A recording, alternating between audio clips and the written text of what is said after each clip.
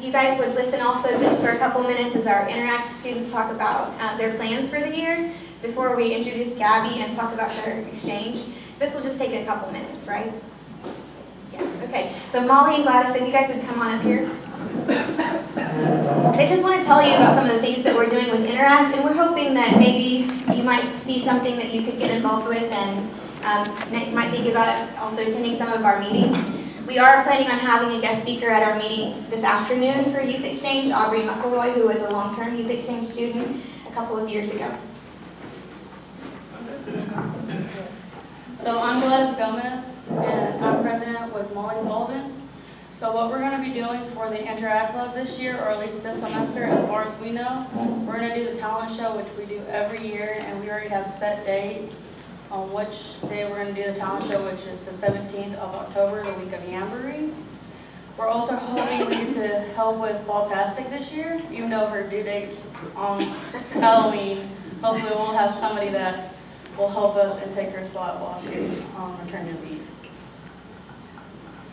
And we haven't really done much for this, but we're starting a canned food drive for Thanksgiving, and we're going to do an angel for Christmas, and that's pretty much it so far. I'm really proud of these kids because they really enjoy serving our community, and they really are happy to be part of Rotary, you guys. So thank you so much for your support, and thank you so much for having us today. All right. Good.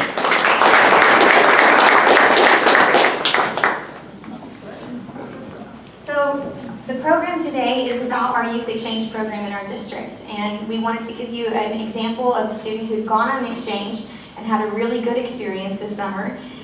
This is Gabby Dunton. If you would come join me up here, Gabby. Gabby went to Peru this summer. So, I mean, how many of us have been to Peru, right?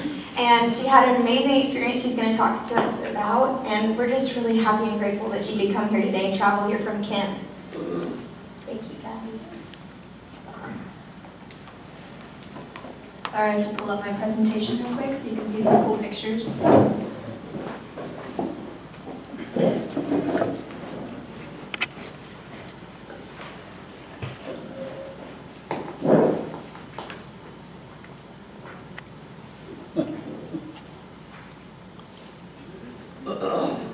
There you go.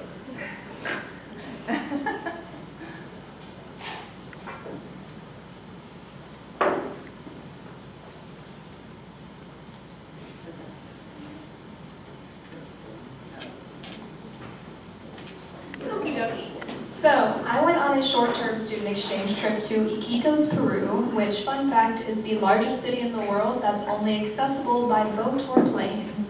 It's completely surrounded by either the ocean or the Amazon River, so you can't get out of there in a car, which is a frightening realization as soon as you land. I was there from June 5th to July 2nd, so exactly 28 days, and it was one of the most life-changing experiences I've ever had. So as soon as I landed, I was greeted by a group of 12 students, in addition to Carlos, my host father, and all of them just immediately rushed at me. I don't speak much Spanish. I spoke enough, but it was very overwhelming. They made all sorts of gifts for me and purchased me things from the market. It was immediately a really great glimpse of what the city there is like and how kind their students are. And then the next day, he gave me that day to rest because I had been up for about 24 hours. But the next day we went on a boat to visit his lodge, the Laconia Lodge in the Amazon, and we stopped and saw a monkey retreat where they take injured monkeys from the Amazon rainforest and restore them back to health in a really healthy manner. Like, you're not allowed to wear bug spray there because it damages their skin. And you can just walk around and play with them. They'll jump on your head. One of them grabbed my hand and had me walk it all around the campus. It was pretty cool. But that was really neat. And then the next day I went with their Interact Club, and we went to a school Iquitos is a very impoverished city, so their Interact Club is very busy. They're always doing something to help because they're flooded right now. Actually, it's about to be high season for the river, so we had to go by boat to a little village inside the city where there was this school, and we read books to the children and got all the water off of their basketball courts and stuff like that. That was a fun experience. See, these are pictures of the city itself. Everywhere you go, there are these taxis called motorcars, which are just motorcycles with little seats attached to the back of them. The traffic laws are vague, so there weren't very many stoplights. Pretty much it's, you just go for it. So that was neat. This is where that top left picture I took on the way to the village where we served those students. Pretty much if they want to go and get goods from the city, they have people who make their living by shuttling in little canoes. And most of the time these canoes aren't in very good condition. There are holes everywhere, and there's always a little child, maybe like 5 or 6 years old, in the back with a bucket shoveling water out as you go. It was actually a lot of fun, surprisingly. But this is their main square, the clock tower. It was very pretty. The city itself, it was unique for sure. But I did put that it was busy and charismatic because, wow, it was. Everywhere there was something going on. I was there while they had like an activism rally and a gay pride parade, and everyone all the time is on the move. The people there, in addition, were extremely kind.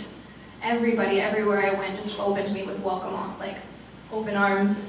Their introductions are often, for men you shake hands, but if you're a woman like I am, you have to kiss everyone you meet on the cheek.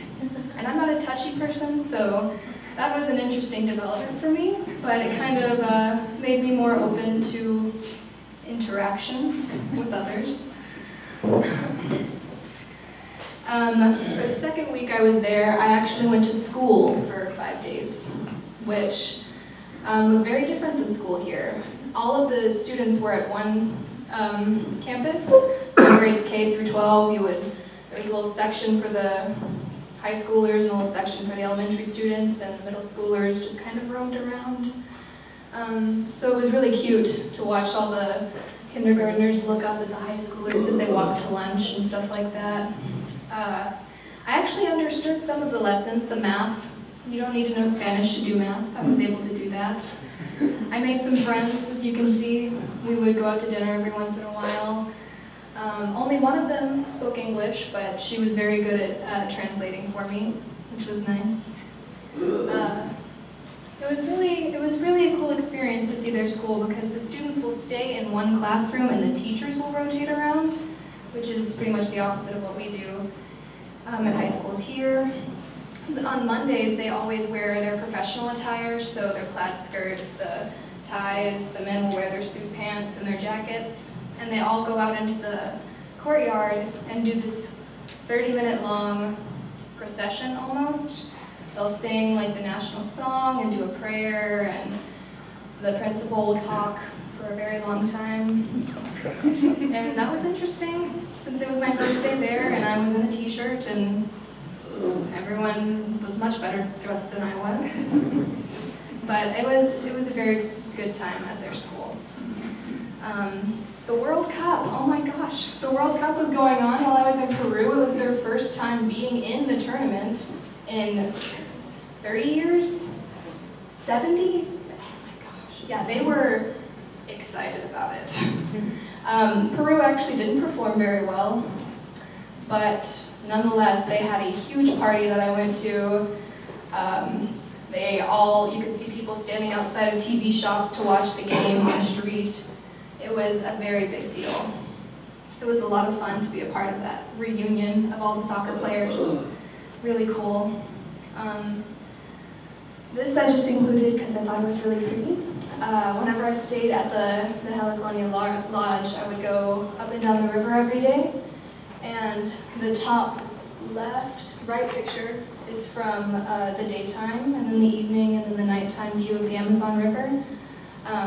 It was really, really beautiful, ginormous, and we actually took a little boat out to like the center of the river. We went about 20 minutes upriver, and then we just floated back, and we floated back at the same pace that we went with the motor.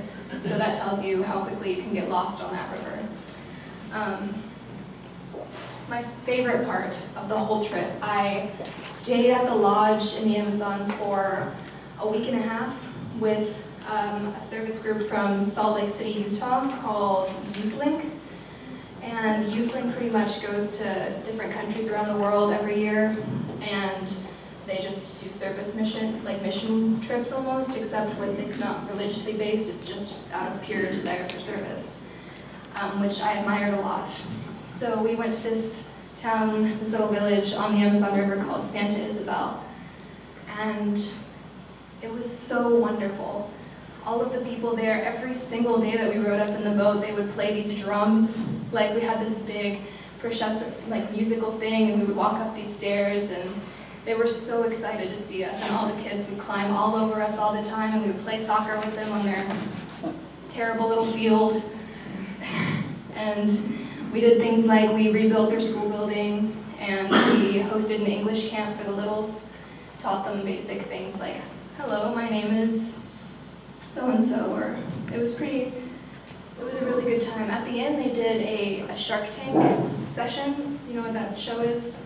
With the investors and the business pitches and whatnot. So at the beginning of the week, we told all of the adults in the village that whoever had the best business idea would get gifted 100 soles to make their idea happen. So they had a bunch of adults on the last day we were there give their presentations about what ideas they wanted, and I think the one that won was a man who wanted to set up like a village shop so that people could get goods without having to travel 45 minutes to the Iquitos city down the river, which for them takes actually about 8 hours because they have to get on a steamship, which makes frequent stops along the coast. So it's always a pretty long, a pretty time-consuming thing for them. So we gifted 100 soles for this man to kickstart a business in the town, which was really, he cried, it was pretty beautiful. These are just more pictures of the village. That kid and I were best friends. I don't even remember his name, but we were best friends. Pretty much, these are the stairs we had to walk up.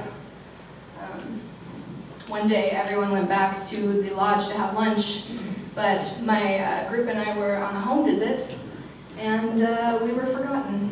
So we didn't have our phones on us because there's no service or Wi-Fi on the river, so we let some of their 9 and 10-year-olds take us on a little boat down the river, shoveling water out. It was fun. It was a fun time. On the last day, I brought my phone up and I handed it to a couple kids, and they took all sorts of weird pictures on it. I have about 55 of them. They were really fascinated by that thing. All right, so I know you're not supposed to put a bunch of words on a slideshow, but I wanted to make sure I didn't forget anything that I had to say, so I'm just going to read the slide. So I know I've mostly included photos from the trip showing how beautiful the Amazon is and the people that I had the opportunity to meet, but this trip meant so much more to me. Iquitos is an extraordinary city filled with extraordinary people, and it also happens to demonstrate extraordinary need. The Interact Club is always performing acts of service. They're constantly on the move because there's a great amount of poverty in the city. I'm so grateful to have been given the opportunity to work with such a humble, wholesome, service-oriented group of individuals. Both the Interact Club of Iquitos and the YouthLink organization of Salt Lake welcomed me with open arms and taught me what it means to be in service of others.